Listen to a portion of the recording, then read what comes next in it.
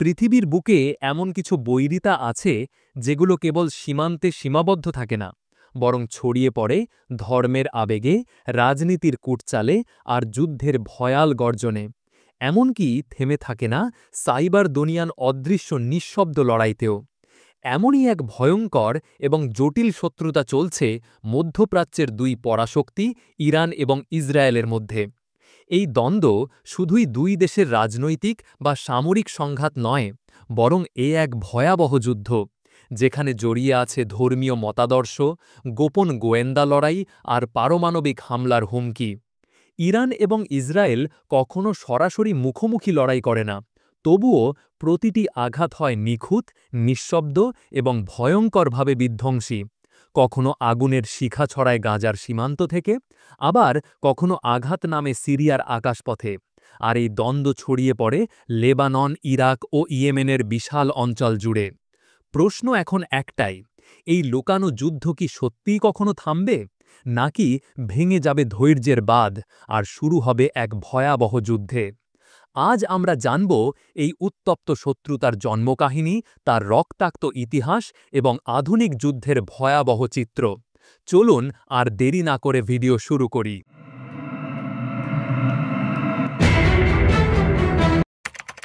আজ যারা পরস্পরের চরম শত্রু, একসময় তারা ছিল কৌশলগত বন্ধু। ১৯৪৮ সালে যখন ইসরায়েল রাষ্ট্র গঠিত হয়, তখন বেশিরভাগ মুসলিম দেশ এই রাষ্ট্রকে স্বীকৃতি দিতে অস্বীকার করে, কিন্তু ব্যতিক্রম ছিল ইরান। ১৯৬৯ সালের আগে ইরান ছিল মধ্যপ্রাচ্যে আমেরিকার সবচেয়ে বড় মিত্র।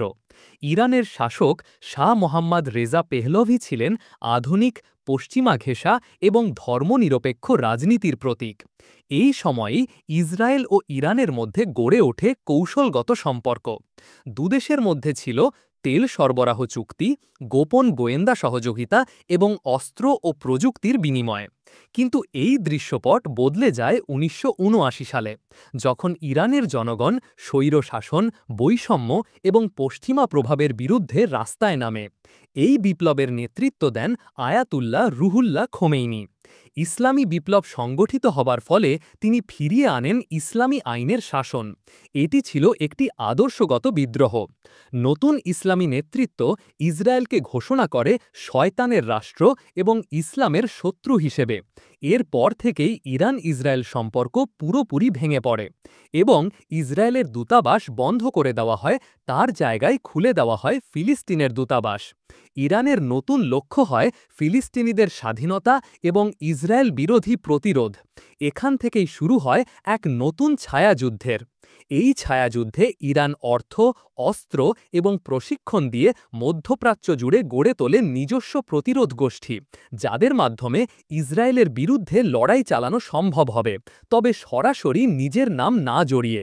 হিজবুল্লাহ, লেবাননের দক্ষিণে ইরানের প্রধান ঘাঁটি। ১৯৮২ সালে ইসরায়েল যখন লেবাননে হামলা চালায়, ঠিক তখন ইরান গঠন করে এক শক্তিশালী শিয়া যোদ্ধা গোষ্ঠী, যার নামকরণ করা হয় হিজবুল্লাহ, যাদের অর্থ, অস্ত্র ও প্রশিক্ষণ সরাসরিভাবে আসে ইরান থেকে। আজও এটি ইরানের প্রক্সি আর্মি হিসাবে কাজ করে, যারা ড্রোন, রকেট, এমনকি সাইবার হ্যাকিংয়ে দক্ষ। হামাস, গাজা উপত্যকার নতুন ফ্রন্ট। ইরান ফিলিস্তিনের গাজা অঞ্চলে সমর্থন করে হামাস গোষ্ঠীকে।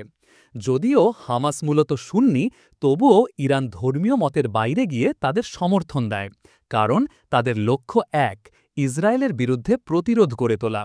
ইরান হামাসকে দিয়েছে অর্থ, অস্ত্র এবং টানেল নির্মাণ প্রযুক্তি। এই টানেল দিয়ে গোপনে ইরানি তাদের অস্ত্র ও প্রযুক্তি সরবরাহ করে। ইসরায়েল বহুবার বলেছে, হামাসের ক্ষেপণাস্ত্রের পেছনে ইরানের ছায়া পরিষ্কার। ইয়েমেন, ইরাক, সিরিয়াতেও ছড়িয়ে পড়ে ইরানি প্রভাব।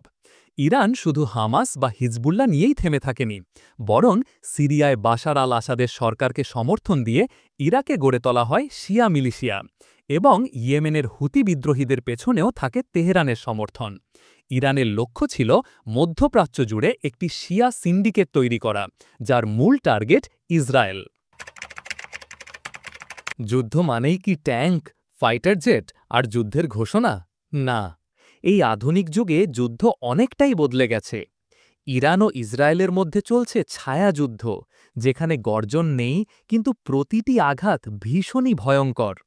ড্রোন, আকাশপথে নীরব ঘাতক। গত এক দশকে ইরান তাদের নিজস্ব ড্রোন প্রযুক্তিতে এক বিপ্লব ঘটিয়েছে, যার মধ্যে উল্লেখযোগ্য শাহেদ ১৩৬ এবং মোহাজের ৬।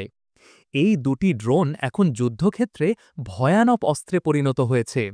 এগুলো শুধু নজরদারিই করতে পারে না, বরং লম্বা দূরত্বে গিয়ে নির্দিষ্ট লক্ষ্যবস্তুতে আত্মঘাতী বিস্ফোরণ ঘটাতে সক্ষম, যাকে বলা হয় সুইসাইড ড্রোন। ২০২২ সালে ইরান এই ড্রোন রাশিয়াকে সরবরাহ করে ইউক্রেন যুদ্ধের জন্য। ইউক্রেনের শহরগুলোতে যখন এই ড্রোনগুলো হামলা চালায়, তখন বিশ্ব হতবাক হয়ে যায় ড্রোন ভিত্তিক যুদ্ধের নতুন মাত্রা দেখে। অপরদিকে ইসরায়েলের কাছে এটি ছিল একটি সরাসরি হুমকি, কারণ এই প্রযুক্তি হিজবুল্লাহ ও হামাসের মতো সশস্ত্র গোষ্ঠীর হাতেও পৌঁছাতে পারে, আর সেটা হবে ইসরায়েলের জন্য ভয়ঙ্কর দুঃস্বপ্ন।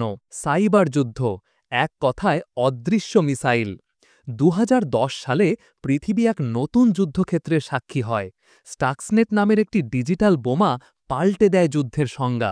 এটি কোনো ক্ষেপণাস্ত্র নয়, এটি ছিল একটি ভয়ঙ্কর সাইবার ভাইরাস, যার লক্ষ্য ছিল ইরানের নাতাঞ্জ পারমাণবিক কেন্দ্র।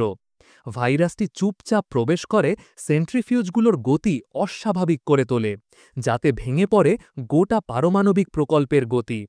এই সাইবার অপারেশনে যুক্ত ছিল ইসরায়েলের গোয়েন্দা সংস্থা মসাদ এবং আমেরিকার এনএসএ, ন্যাশনাল সিকিউরিটি এজেন্সি। বিশেষজ্ঞরা একে বলেন ডিজিটাল হিরোশিমা, কারণ এটি ছিল ইতিহাসের প্রথম রাষ্ট্রীয়ভাবে পরিচালিত সাইবার আক্রমণ। কিন্তু এরপর কি হল? ইরানও থেমে থাকেননি।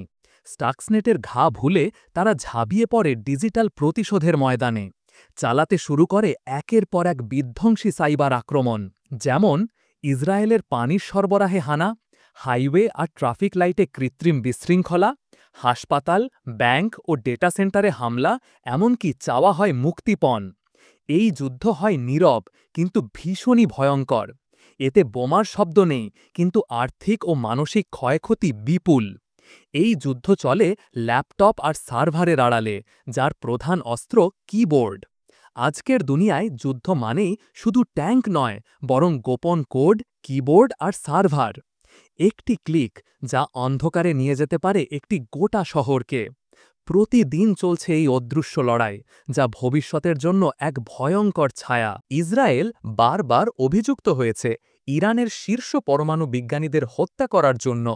কেউ কেউ বলে, ইরান যতই গোপনে পরমাণু বোমার স্বপ্ন দেখুক না কেন, ইসরায়েল তা গুড়িয়ে দিতে সর্বদা প্রস্তুত। মোহসেন ফাখরিজাদে, তাকে বলা হয় ইরানের পরমাণু কর্মসূচির প্রধান স্থপতি, যার মাথায় ছিল ইরানের পরমাণু ভবিষ্যতের নকশা। ২০২০ সালে তাকে হত্যা করা হয় এক রিমোট কন্ট্রোল মেশিন গান দিয়ে, যা চালিত হচ্ছিল স্যাটেলাইট সংযোগে দূরদেশ থেকে। এখানে কোনো মানবঘাতক ছিল না, ছিল শুধু প্রযুক্তি আর পরিকল্পনা। এর আগেও ২০১০ থেকে ২০১২ সালের মধ্যে কমপক্ষে ৪ জন পরমাণু বিজ্ঞানীকে হত্যা করা হয়, কখনো গাড়ির নিচে চুম্বক বোমা লাগিয়ে, কখনো সরাসরি গুলিতে। সকালের অফিস যাত্রায় ছিল তাদের জীবনের অন্তিম যাত্রা। ২০২৫ সালের জুন এই প্রথমবারের মতো ইসরায়েল ও ইরান সরাসরি যুদ্ধে জড়িয়ে পড়ে। ইসরায়েল হামলা চালায় ইরানের সামরিক ও পারমাণবিক স্থাপনাগুলোর ওপর। জবাবে তেহরান ও সিরিয়া থেকে ক্ষেপণাস্ত্র ছোড়া হয় ইসরায়েলের হৃদয় তেল আবিবের দিকে। এই সংঘাতে একে একে যুক্ত হতে থাকে ইরানের প্রক্সি বাহিনী, হিজবুল্লাহ, হামাস এবং ইয়েমেনের হুথি বিদ্রোহীরা। হুথিরা ড্রোন আর মিসাইল নিয়ে আঘাত হানে যুক্তরাষ্ট্র ও ইসরায়েলি জাহাজের ওপর। জবাবে যুক্তরাষ্ট্র ও যুক্তরাজ্য হুথি ঘাঁটিতে চালায় ভয়াবহ বিমান হামলা। ফলাফল রেড সি হয়ে ওঠে এক উত্তপ্ত যুদ্ধক্ষেত্র। এই অঞ্চল দিয়েই বিশ্বের প্রায় ২০% তেল বাণিজ্য হয়ে থাকে। তাই এই সংঘাত শুধু মধ্যপ্রাচ্য নয়, বরং পুরো বিশ্ব কাঁপিয়ে দিতে সক্ষম। এই যুদ্ধ সীমাবদ্ধ থাকে না ইরান আর ইসরায়েলের মাঝে, বরং ছড়িয়ে পড়ে সিরিয়া, লেবানন, ইরাক, সৌদি আরব এবং পারস্য উপসাগরীয় অঞ্চল জুড়ে। যুক্তরাষ্ট্র, ফ্রান্স, রাশিয়া এবং চীন সবার চোখ এখন এই অঞ্চলের দিকে। বিশেষজ্ঞরা বলছেন, যদি এই যুদ্ধ অনিয়ন্ত্রিত হয়ে পড়ে তবে এটি হতে পারে তৃতীয় বিশ্বযুদ্ধের সূচনা। পৃথিবী আজ দাঁড়িয়ে আছে এক সংকটময় মুহূর্তে। ইসরায়েল ইরান যুদ্ধের শিখা কেবল দুই দেশের সীমান্তে সীমাবদ্ধ নয়, বরং তা ছড়িয়ে পড়ছে পুরো মধ্যপ্রাচ্য জুড়ে। এমনকি ছায়া ফেলছে বিশ্ব রাজনীতি ও অর্থনীতির ওপর। যেমন একদিকে আছে প্রতিশোধ, পরমাণু হুমকি আর সাইবার যুদ্ধ, তেমনি অন্যদিকে রয়েছে কূটনৈতিক সমঝোতার সম্ভাবনা, শান্তির ডাক আর আন্তর্জাতিক চাপ, যা হয়তো এই আগুনকে নিভিয়ে দিতে পারে। বিশ্ব নেতৃত্বের সামনে এখন একটাই প্রশ্ন: এই আগুনে ঘি ঢালবে নাকি জল ঢেলে থামাবে এই ধ্বংসযজ্ঞ?